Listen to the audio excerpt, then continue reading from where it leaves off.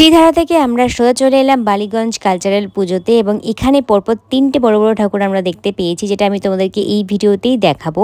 আর Ballygunge cultural এই পুজোটাতে আমার মনে হচ্ছে আমি যেন কোনো বনেদি বাড়ি পুজোতে এসেছি, এরকমই সুন্দর সাজিয়েছে। আর ঠাকুর তো খুবই সুন্দর হয়েছে। আর এখানে আমাদের কিন্তু বদমাশি একদমই কমেনি।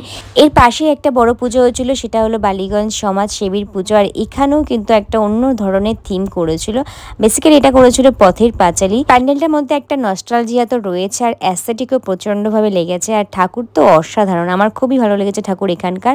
আর এরপরে আমরা সোজা চলে গেলাম হিন্দুস্তান পার্ক। হিন্দুস্তান পার্কটাও কিন্তু ফাটাফাটি লাগে, আমি প্রত্যেক বছরই যাই।